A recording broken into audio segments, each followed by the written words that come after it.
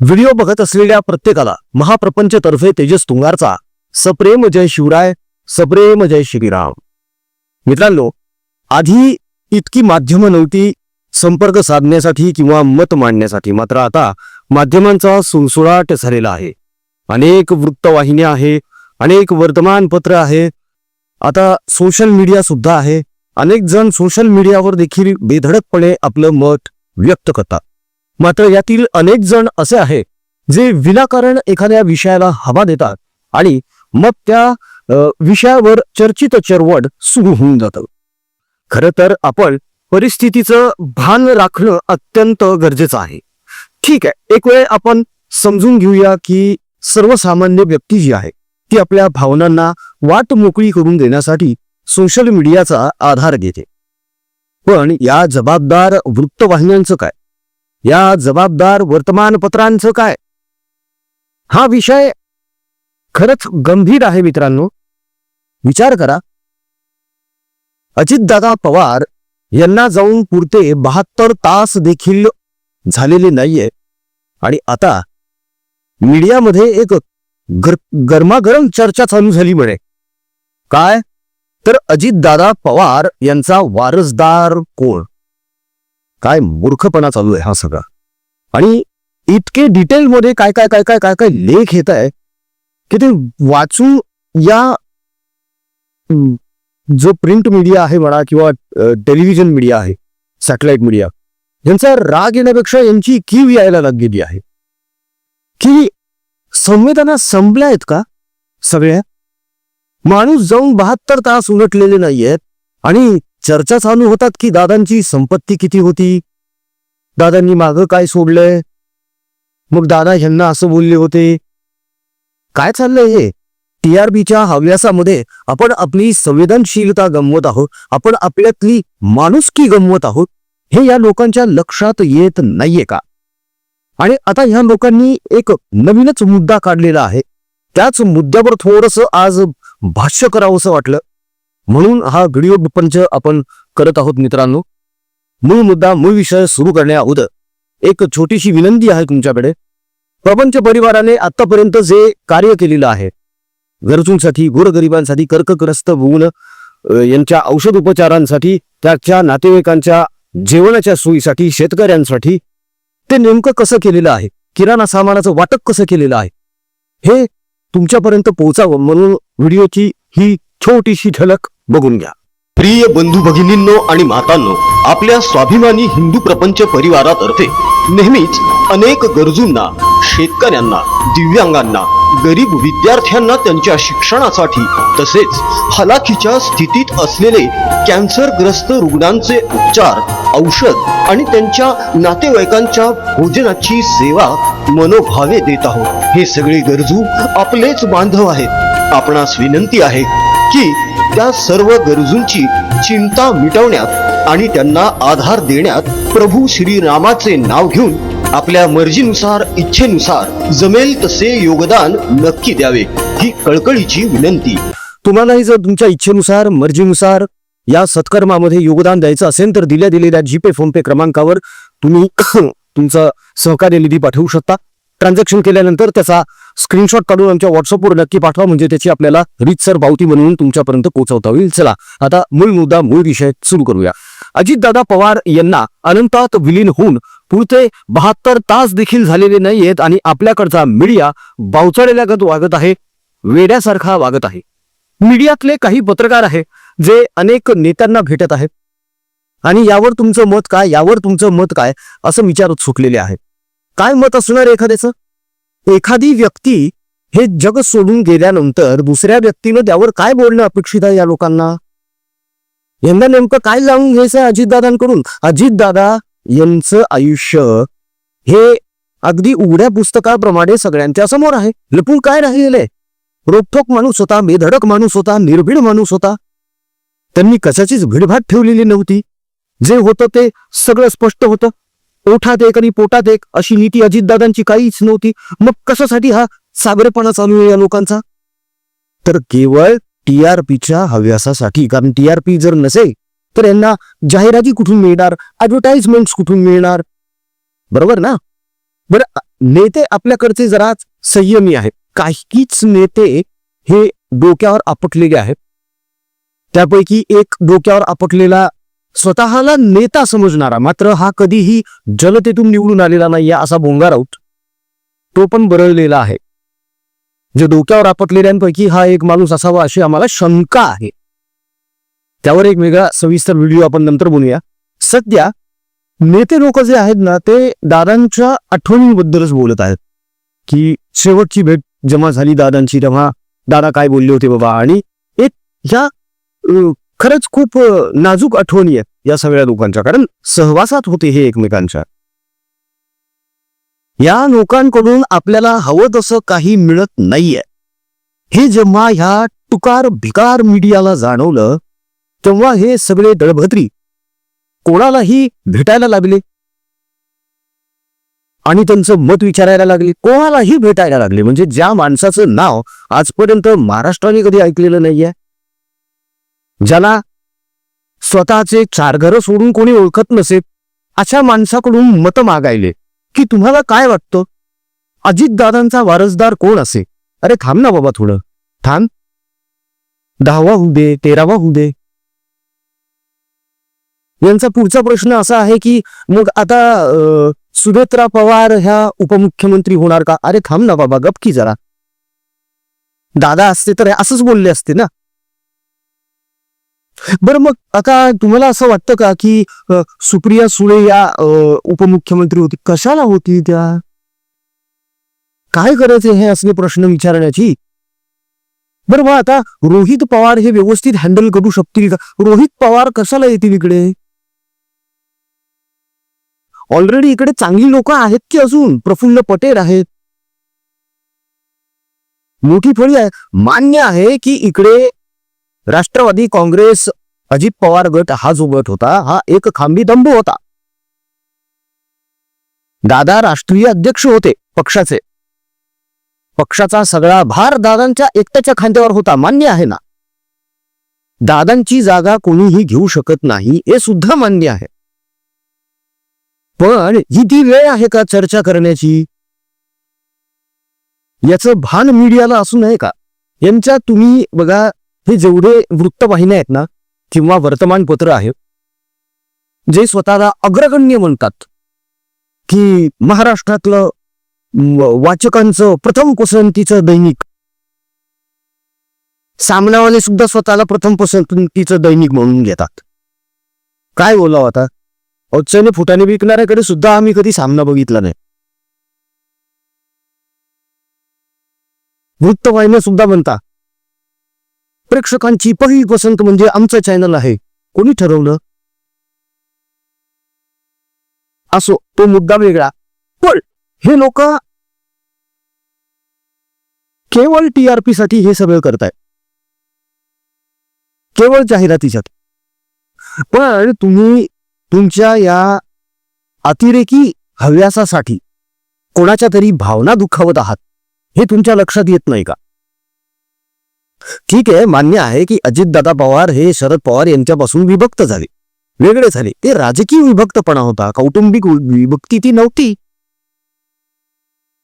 पवार कुटुंबावर आज जे दुःख आहे, सुनेत्रा पवार म्हणा, पार्थ पवार म्हणा, जय पवार म्हणा, यांच्यावर जो प्रसंग गुजरलेला आहे तो आपण कल्पना पण करू शकत नाही त्या दुःखाची. अशा परिस्थितीमध्ये यांना धीर देण्याऐवजी ह्या असल्या बातम्या पसरवण्यामध्ये इंटरेस्ट जास्त आहे आपल्याकडच्या मीडियाला. आणि मग त्यावर कमेंट्सवर कमेंट. या सगळ्या न्यूज चॅनल्सची, वर्तमानपत्रांची, इंटरनेटवर आणि फेसबुकवर पोर्टल्स आहेत, पेजेस आहेत त्यांचे. आणि मग या पोर्टल्सवर, या पेजेसवर हे यांच्या न्यूज फेकतात. काही पण न्यूज असू शकतात. दादांचा वारसदार कोण, दादांनी मागे किती संपत्ती सोडली. अरे तुम्हाला काय करायचंय, तुम्हाला काय करायचं त्याच्याशी. अजितदादा पवार यांच्यानंतर सुनेत्रा पवार आहे, पार्थ आहे, जय आहे, पवार कुटुंबीय आहे. ते बसून चर्चा करून निर्णय घेतील की. मीडियाला इतकी घाई का झालीये. एकीकडे म्हणजे कमाल वाटत होती मित्रांनो काल टीव्ही बघत होतो. एकीकडे दादांचं अंतिम संस्कार सुरू होते लाईव्ह, दुसरीकडे मोबाईलवर सर्फिंग करत असताना जाणवलं की हे जे पोर्टल्स आहेत सगळे ह्या चॅनलवाल्यांचे आणि दैनिकांचे, यावर ह्या असल्या न्यूज क्लिकबेटसाठी किती संपत्ती सोडली, मग आता दादांचा वारसदार कोण, मग आता सुप्रिया सुळे येणार का, मग रोहित पवार घुसणार आहेत का, मग असं होणार का, मग हे जे 44 आमदार आहेत अजितदादाच्या गटाचे, हे आता शरद पवारांकडे जाणार का, मग आता घड्याळ काकांकडे परत थांबा ना जरा, 10-12 दिवस थांबा, 10वा होऊ द्या, 13वा होऊ द्या. अजितदादांचा त्यांचा प्रवास आहे. आपल्या हिंदू धर्मशास्त्र संस्कारांमध्ये या गोष्टीला खूप महत्व असतं. अंत्यविधी झाल्यानंतर अश्म घेऊन जावं लागतं घरी. 13 दिवसांचा तो त्याचा प्रवास असतो आत्म्याचा. त्याच्या शांतीसाठी, त्याच्या त्या प्रवासाच्या साठी, म्हणजे तो प्रवास सुखकर व्हावा यासाठी काही विधी केले जातात. ते विधी तर होऊ द्या, कशाला मागे वळून बघायला लावताय त्या पुण्यात्माला. म्हणजे बघा तुम्ही किती भामटेगिरी चालू आहे मीडियाची. बरं, हे बातम्या पण अशा पसरवत आहे की ज्यांची खात्री कोणीच देऊ शकत नाही. सर्फिंग करत असताना एक बातमी आली हातामध्ये, तुम्ही वाटल्यास तर ते चेकआउट करू शकता. झी न्यूजची बातमी आहे, झी न्यूज मराठी, त्यांच्या पोर्टलवर आहे. त्यांचं म्हणणं असं आहे की आता राष्ट्रीय अध्यक्ष कोण होणार यावर हालचालींना वेग आलेला आहे म्हणे. अरे अंत्यसंस्कार सुरू होते रे, तेव्हा हे असं तुम्ही आउट करताय. हालचालींना वेग आलेला आहे आणि ज्येष्ठ नेत्यांची सगळ्यांची बोलणी झालेली आहे आणि आता लवकरच 8 दिवसामध्ये हे जाहीर होईल. काय चालू आहे यार, म्हणजे संवेदनाच संपल्या का सगळ्या? हा इतके कसे निष्ठूर झालोय आपण प्रसिद्धीच्या आणि अटेन्शनच्या हव्यासापोटी. आपण आपल्यातली माणुसकी घालवतोय का, हा प्रश्न यांना कधीच पडत नसावा का? राष्ट्रवादी काँग्रेस शरद पवार गट आणि राष्ट्रवादी काँग्रेस अजित पवार गट, या दोन्ही गटाचे नेते बसून ठरवतील ना काय करायचंय ते, आणि जे काही ठरेल ते नंतर बाहेर येईलच. त्यावर आत्ता चर्चा करण्यामध्ये खरंच काही अर्थ आहे का? बरं, प्रॉब्लेम असा आहे की ठीक आहे, राजकीय भाकितं करणं किंवा अंदाज वर्तवणं हे मान्य असतं, पण ते यावेळी नको ना, आत्ता सध्या नको ना. हे जेव्हा की इतकी मोठी घटना घडली आहे महाराष्ट्रामध्ये, म्हणजे असा विमानाचा अपघात महाराष्ट्रामध्ये यापूर्वी कधीही झाला नाही. या अगोदर एकदा एक असाच अपघात झाला होता ज्यामध्ये व्हिडिओकॉनचे सेठ नंदलाल धूत यांचा असाच दुर्दैवी अपघाती मृत्यू झाला होता. जे काही घडलेलं आहे ते अत्यंत खेदजनक, दुर्दैवी आणि मनाला चटका लावून जाणारं असं आहे. तेव्हा किमान या मीडियाकडून अपेक्षा आहे की तुम्ही स्वतःला लोकशाहीचा चौथा आधारस्तंभ म्हणून घेता, तेव्हा जे शोकाकुल आहेत त्यांना आधार देणं देखील गरजेचंच आहे ना हो. विदीप जाधव, पिंकी माळी, सुमित कपूर आणि शांभवी पाठक हे 4 जण सुद्धा होते ना दादांसोबत. त्यांच्याही घरच्यांना किती वेदना होत असती. आम्ही त्यांच्याही दुःखात सहभागी आहोत, आमच्या संवेदना त्यांच्यासोबत देखील आहेत. काय वाटत असेल त्यांच्या घरच्यांना की यांना जाऊन अजून 72 तास झाले नाहीत आणि यांचं राजकारण चालू झालं. बरं, यांचं राजकारण चालू जरी झालेलं असेल तरी ह्या बातम्या आउट करणं आत्ता खरंच गरजेचं आहे का, हा सगळ्यात महत्वाचा प्रश्न आहे. मी एक गोष्ट ठामपणे सांगू शकतो, अशा परिस्थितीमध्ये कुठल्याही घरामध्ये राजकीय गप्पा होणार नाही, शक्यच नाही बॉस, होऊच शकत नाही. तुम्ही विचार करा, जेव्हा शरद पवार साहेबांना स्वतः येऊन मीडियासमोर सांगावं लागतं की कृपया राजकारण करू नका. हा निव्वळ अपघात आहे, घातपात नाही. ही वेळ पवारांवर कोणी आणली? राजकारण्यांनी नाही आणलेली, ही मीडियानं आणलेली. हा जो मेनस्ट्रीम मीडिया आपण म्हणतो ना, त्या मेनस्ट्रीम मीडियानं आणलेली आहे. आणि याच मेनस्ट्रीम मीडियाचा आधार घेत काही जण स्वतःची मतं मांडत सुटतात सोशल मीडियावर. ते आपल्याकडे म्हणतात ना की आपण एक गोष्ट एखाद्याच्या कानामध्ये सांगितली तर तीच गोष्ट त्यानं दुसऱ्याला सांगितली तर त्यात थोडा बदल होतो, तीच गोष्ट त्यानं तिसऱ्याला सांगितली तर त्यात आणखी थोडा बदल होतो. आणि अशीच ती गोष्ट फिरत फिरत फिरत परत जेव्हा आपल्यापर्यंत येते तोपर्यंत ती पूर्णपणे बदललेली असते. असाच काहीसा प्रकार ह्या खापापलेल्या मीडियामुळे आपल्याकडे पूर्वापारपासून होत आलेला आहे आणि आताही होतोय. एक काळ होता जेव्हा वर्तमानपत्र जे होते त्यांच्यावर विश्वासार्हता होती, मात्र आता यांच्या ह्या असल्या तुकार पोर्टल्समुळे ती विश्वासार्हता सुद्धा यांनी गमावलेली आहे. आणि खेदानं असं म्हणावंसं वाटतं की पत्रकारिता शेवटचे अचके घेत आहे की काय, अशी शंका मनामध्ये येते. हे सगळं बघू.